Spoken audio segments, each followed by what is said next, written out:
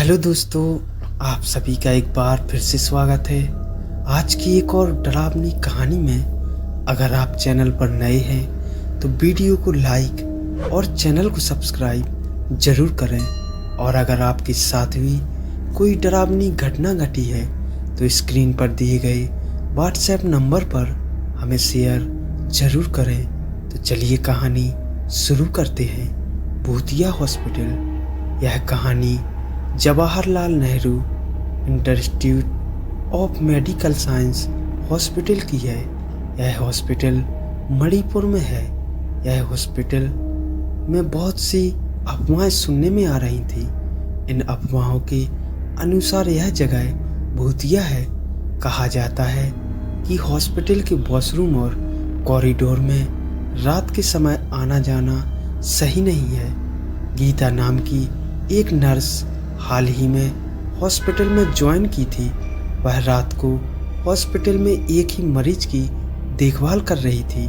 तभी अचानक कॉरिडोर से किसी की रोने की आवाज़ आई। उसने सोचा इतनी रात को कौन रो रहा है। वह जल्दी से कॉरिडोर में जाकर देखा। रोने की आवाज़ तो आ रही थी पर वहाँ कोई दिखाई नहीं दे रहा था। उसे यह सब अजीब लग रहा था। वह जहाँ से रोने की आवाज़ आ रही थी उसी ओर गई पर वहाँ भी कोई नहीं था। और अब रोने की आवाज़ और भी ज़्यादा हो रही थी। जब वह वापस मरीज के पास जा रही थी उसे एहसास हुआ कि उसे उसके पीछे फिर कॉरिडोर की लाइटें चमकने लगीं। उसके बाद सामने की लाइट बंद हो गई। उसे महसूस हुआ कि यहाँ कुछ तो हुआ है। जब रोने की आवाज़ और भी ज़्यादा हो गई तो गीता ने पीछे देखा और देखा कि एक औरत मरीज के कपड़े में बैठी हुई रो रही थी।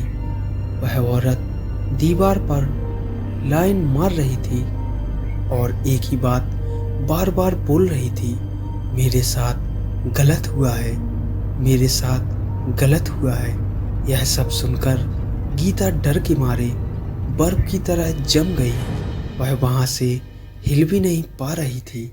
बस एक ही चीज़ उसके दिमाग में चल रही थी कि यह क्या हो रहा है, यह औरत कौन है और यहाँ पर बैठी रो रही है। जब गीता ने उस मरीज की ओर देखा तो देखा कि उसके मरीज का शरीर के नीचे वाला हिस्सा पूरा खून से भरा हुआ है। वह औरत अचानक से खड़ी होकर गीता की ओर देखने लगी तो गीता के होश उड़ गए। उस औरत के हाथों में एक बच्चा भी था। वह बच्चे को लेकर गीता के सामने आने लगी तो फिर से कॉरिडोर की लाइट ऑन ऑफ होने लगी। वह औरत आगे बढ़ते हुए एक ही बात बोल रही थी, तुम सबने मेरे साथ बहुत गलत किया, तुम सबने मुझे मार दिया। उस औरत के अंदर बहुत सारा गुस्सा था। गीता वहाँ से हिल भी नहीं पा रही थी। डर के मारे गीता वहाँ से भाग गई और दूसरे फ्लोर के वॉशरूम में जाकर छुप गई। उसने अपने फ़ोन से मदद के लिए किसी को बुलाने का सोचा और जब उसने अपने पॉकेट में हाथ डाला तो वहाँ पर कोई फ़ोन ही नहीं था। फिर उसे याद आया कि वह अपना फ़ोन हॉस्पिटल के डिपार्टमेंट में छोड़ आई थी। फिर गीता डर के मारे उस वॉशरूम में कुछ देर तक छिपी रही क्योंकि बाहर जाने से उसे उस भयानक औरत से मुखामुखी होनी पड़ सकती थी। तभी अचानक उस वॉशरूम का दरवाज़ा खटखटाने लगा। उस आवाज़ को सुनकर गीता की नज़र वॉशरूम में लगी शीशे की ओर गई। फिर गीता ने शीशे की ओर देखा तो उसमें वही खून से लथपथ औरत गीता के पीछे खड़ी थी। उसने फिर से पीछे देखा तो वहाँ कोई नहीं था। गीता को लगा कि यह कोई वहम है। उसे वहाँ से जल्दी से दूसरी मंजिल पर जाना चाहिए और दूसरी मंजिल पर जाने का रास्ता उसी कॉरिडोर से था जहाँ वह भयानक औरत खड़ी थी। उसके पास कोई और रास्ता भी नहीं था। उसने सोचा कि वह वहाँ से भागकर दूसरी मंजिल पर जाएगी और उसने तुरंत दौड़ लगाई। फिर कॉरिडोर में किसी चीज़ से उसका पैर टकराया और वह नीचे गिर गई।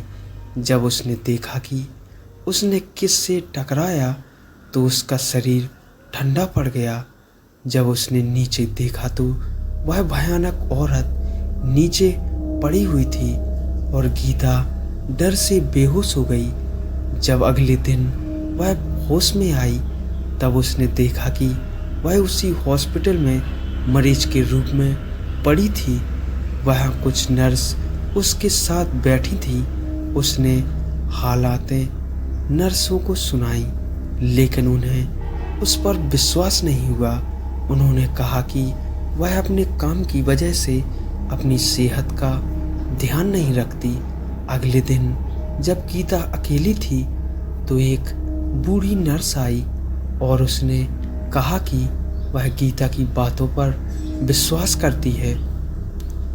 वहीं हॉस्पिटल में अनीता नाम की औरत जो गीता को दिखाई दी थी 20 साल पहले गर्भवती होने के कारण मर गई थी। डॉक्टर ने उसके परिवार को बताया था कि ऑपरेशन के दौरान या तो बच्चा बच सकता है या फिर अनीता, केवल एक ही बचा सकता हूँ। और ऑपरेशन के दौरान अनीता और उसके बच्चे दोनों की मौत हो गई। कुछ दिनों बाद अनीता के घर में आग लग गई और पूरा परिवार मर गया। उस दिन के बाद कई लोगों ने कहा कि उन्होंने अनीता की आत्मा को हॉस्पिटल में देखा। सब कुछ सुनकर गीता ने वहाँ की नौकरी छोड़ दी और दूसरे हॉस्पिटल में रात की ड्यूटी लेने से मना कर दिया।